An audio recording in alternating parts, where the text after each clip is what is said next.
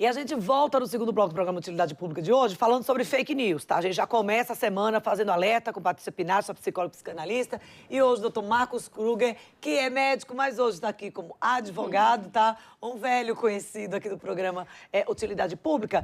A gente estava falando sobre alguns crimes que a pessoa pode responder tanto originando, sendo a fonte da notícia, como sendo aquela pessoa que apenas, olha, recebi de um grupo e aí saí repostando, enviando. Porque é uma responsabilidade, né? Eu tô com uma informação, seja ela qual for, em minhas mãos.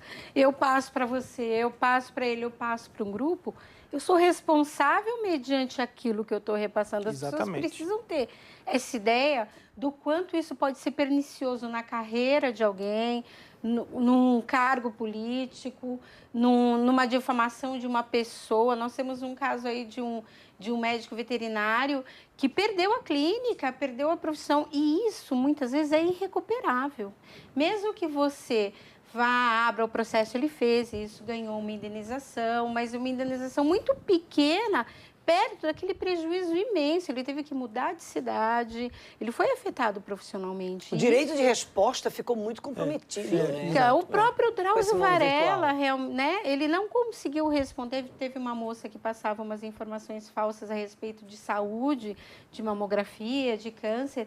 E ele mesmo diz, ele falou, eu não consegui propagar a minha verdade tanto quanto ela conseguiu propagar a mentira dela. Mentira.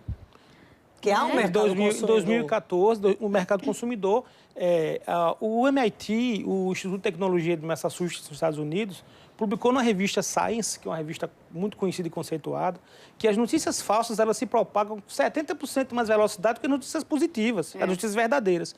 Você acompanha muito isso ainda hoje em dia, mas quando a gente está falando de redes sociais, a gente está falando só o WhatsApp. Vamos falar só dos grupos de WhatsApp. Porque aí a gente tem uma progressão geométrica, né? Então, assim, fica difícil você controlar, porque são vários grupos recebendo as mesmas notícias. Por exemplo, a pessoa foi identificada, alguém recebeu aquela notícia, se sentiu ofendido, seja tendo afetado individual ou coletivo, foi lá, printou, levou ao cartório, fez a notarial. Ela pode incorrer em quais crimes? Veja,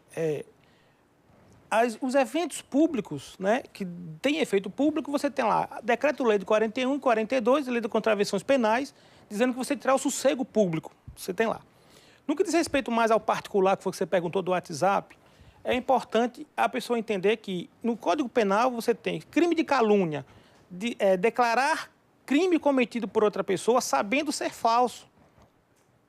Você tem o crime de difamação, que é aquele que ataca a honra objetiva da pessoa. Nós temos dois tipos de honra. A honra objetiva, o que é a honra objetiva? É a maneira como os outros lhe enxergam na sociedade.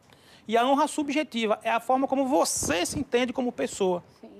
Então, atacar a honra objetiva é o crime de difamação.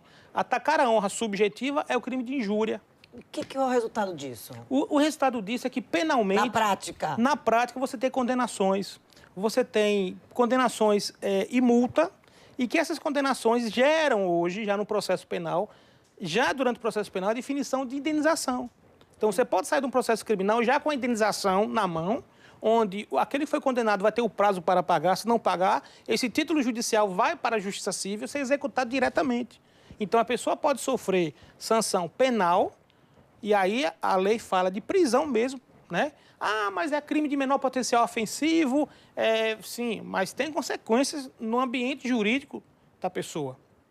E depois que você causa prejuízos às pessoas, que muitas vezes leva-se tempo. Eu tenho no consultório pessoas que tiveram que trocar de escola, pessoas que não se recuperam de estados de ansiedade, de estados de depressão, porque se sentiram profundamente atingidas com uma notícia dessa, ou às vezes uma brincadeira, uma lenda, né? Então, isso é de uma responsabilidade muito grande. É lamentável que as pessoas ainda se comportem desse jeito. Eu sei que é um assunto controverso, porque assim, como é que você vai controlar? Porque a gente está falando, você tem algumas redes sociais que você consegue ainda monitorar e controlar, outras você não consegue, porque senão você vai perder a privacidade. Por exemplo, o caso do WhatsApp, como é que você vai ter ali, vai estar controlando aquilo ali, a não ser que a pessoa, alguém vá lá e te denuncie, que aí é uma outra coisa que a gente está querendo incentivar. Olha, viu uma notícia dessa? Busca a prova, formaliza aquela prova no cartório. Doutor Marcos Kruger já explicou isso. Vai lá no primeiro bloco. Ai, não assisti. Lá no finalzinho do primeiro bloco, ele explicou exatamente o passo a passo de como você pode fazer, registrar essa tua denúncia e não desiste, tá? Porque, assim, com mais pessoas fazendo isso, a gente tenta aí, pelo menos, criar uma barreira, seguindo aí a questão da violência contra as mulheres. Sim. Antes existia muito, porque também as pessoas tinham medo e tudo. Hoje há medo de denunciar. Muitas mulheres largam o processo no meio, mas o que a gente sabe é que tem mais mulheres denunciando, tá certo? E a expectativa, claro, da gente chegar à redução desses números. A gente vai dar mais uma pausa, a última do programa Utilidade Pública de hoje. Daqui a pouco a gente volta com o nosso assunto de hoje, fake news.